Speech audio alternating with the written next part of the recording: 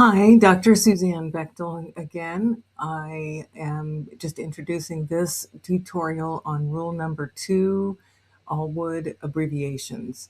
It's an excellent rundown of rule 2. She also clarifies something important in the recent edition. They changed ALWD, basically part 7 is part 6, but the rule still references it's part 7. So anyway, it, helpful there, and she asked questions. So I think you'll find value in this. Thank you.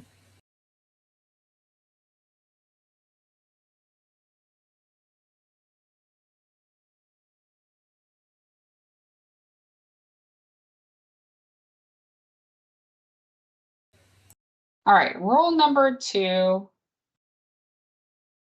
Let me go in my book over to rule number 2. So here we're talking about abbreviations. Anybody remember where else we talked about abbreviations, where we can find it?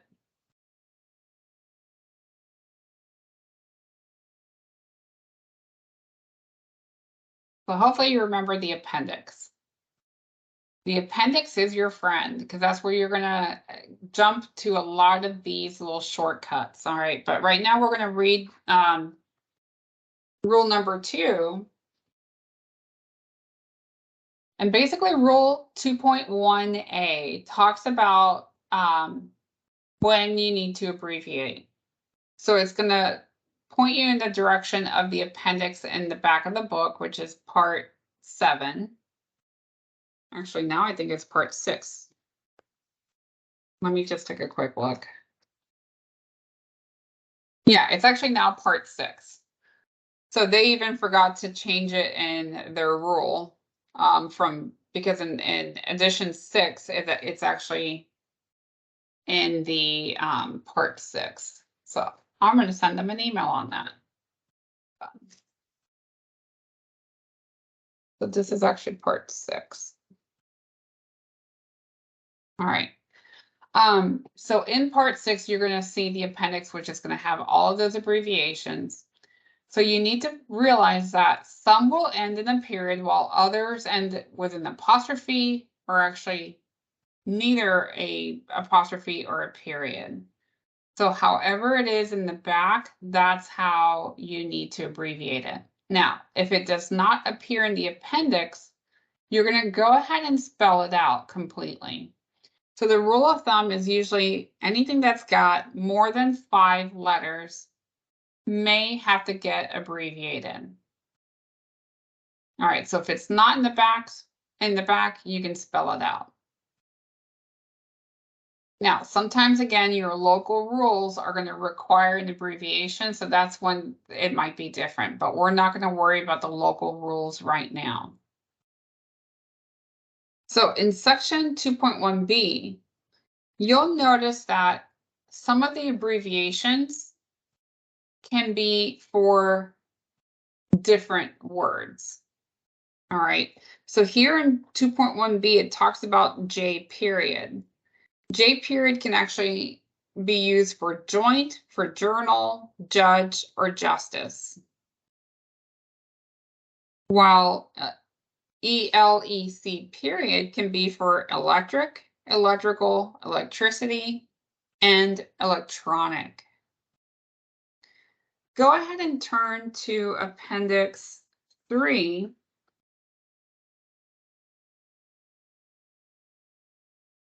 Let me give you another example.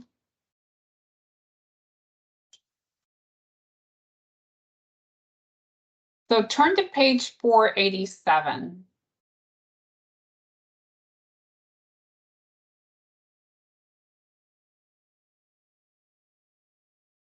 And I'm actually, let me stop sharing my screen. I'm going to jump over to that on the screen as well. So let me jump over to page 487 on my computer, and I'm going to show you. Let me share my screen.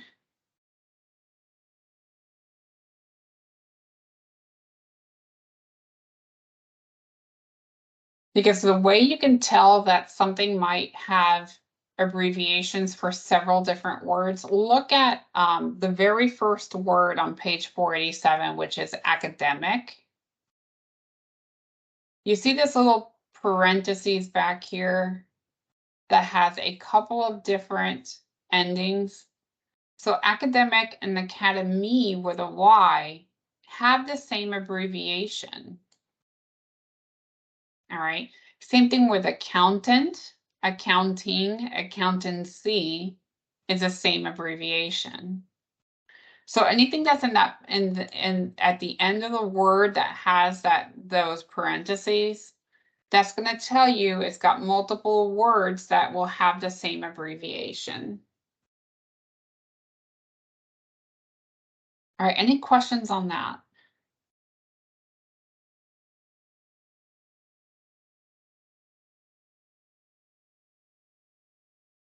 All right, let me go back to sharing my PowerPoint.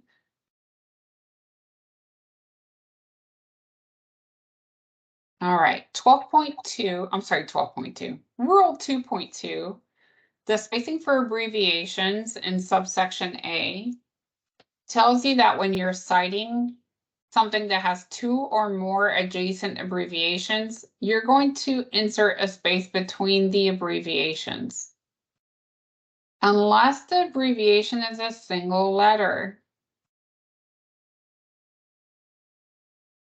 All right, so Realtor Association is going to be abbreviated. You're going to have a space in between.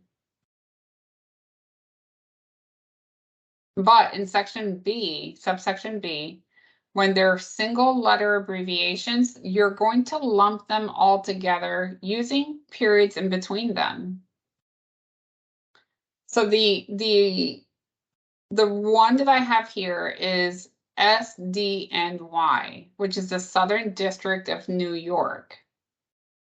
And because the abbreviations are all single letters, we're going to put periods in between and we're going to lump them together.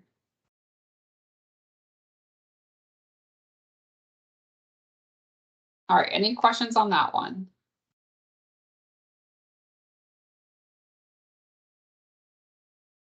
All right, here's another little nuance. Periodical names.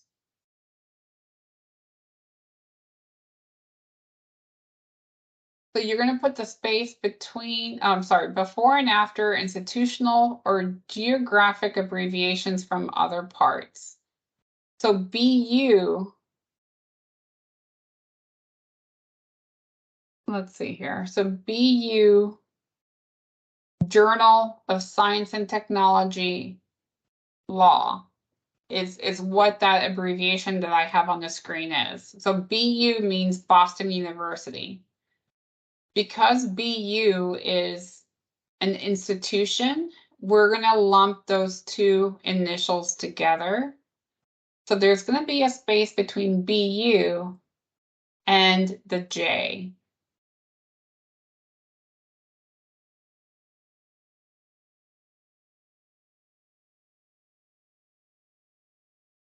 If you look at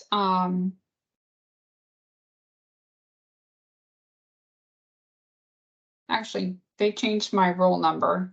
So they kind of lumped B and my C together into one. So I do apologize for that on the screen. Another one, you see where it says Arizona State, because Arizona State is a institution, but it's more than one letter. So you will use the spacing in between Arizona and state.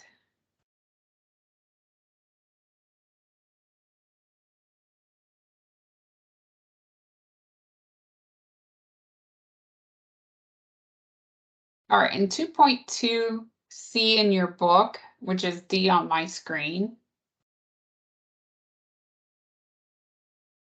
ordinals means numbers. It's a funny word for numbers. Okay, so ordinals are going to be treated as a single letter. So if you're using a number, you're going to lump it together with the single letter afterwards. So we haven't gotten to this rule yet, but if you look at the example on page 8,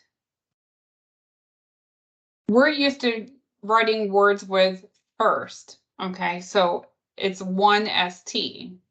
But if you notice, when it comes to third or second, we're dropping the R or the N, and we just use the letter D. Okay, so just go with that information for right now, because we're going to get to a rule that actually shows you that. So if it's part of a number, you're going to lump it together. Okay, so, such as first has no space in between the S and the number 1 and the S. Fifth, there's no space between the 5 and the T. All right, any questions on that? All right, so in section 2.2D, which is my E on the screen, if there's going to be an ampersand or a section symbol or a paragraph symbol, you are not going to treat it like a single letter. So you're actually going to put a space in between those symbols and the words.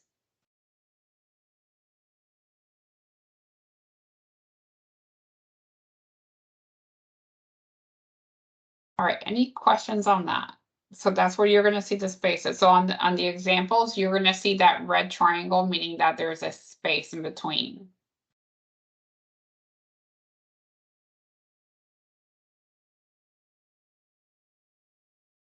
All right, one thing I don't have on here, which they just added this, and I'm glad they did it because it's in the red book for writing, for legal writing, but in 2.2E, it talks about spacing in court documents.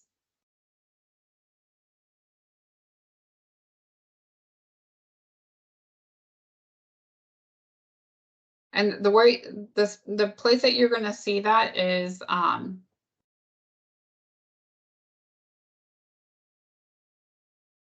it actually doesn't talk about it here, but you know how in English writing, when you hit the period button at the end of a sentence,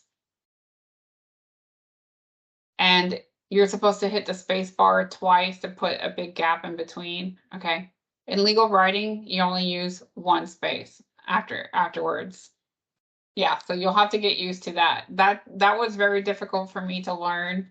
I thought it was in this new section, but this is not something new. All right. So what they're talking about there is about saving space. Don't worry about that rule for right now. But if you look up at the top of the next page, this is where it's talking about the supplement. Actually, I think this is. So is this for everything you would write legally or just for the citations themselves? Yeah, actually, anything you write legally. Okay, thank you. Yeah, you won't do the double space after a period. But here it's talking about spacing when we're talking about abbreviations for supplements. There's a difference between academic footnotes and court document abbreviations. I don't want you to worry about that rule for right now. Okay. All right. In Rule 2.3, this is when we're talking about cases and constitutions as part of a sentence.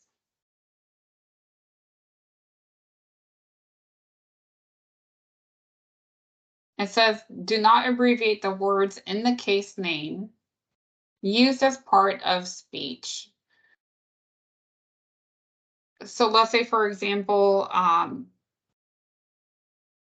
because we would abbreviate things that are more than 5 letters long.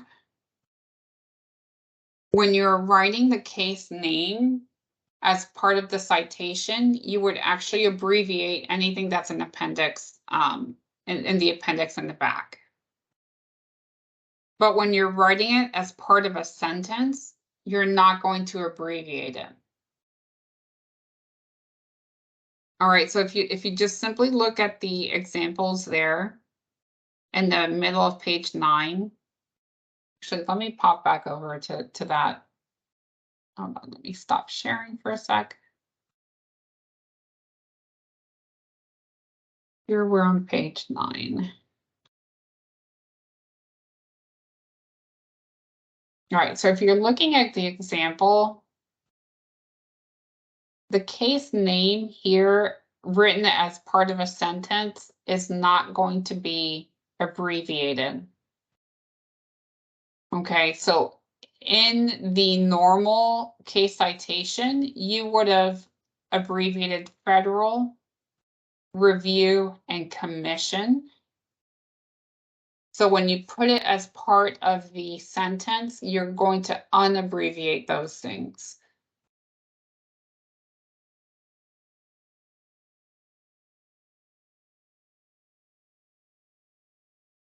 All right, that rule is a little complicated right now because we haven't started writing, but just know that there's a rule about that.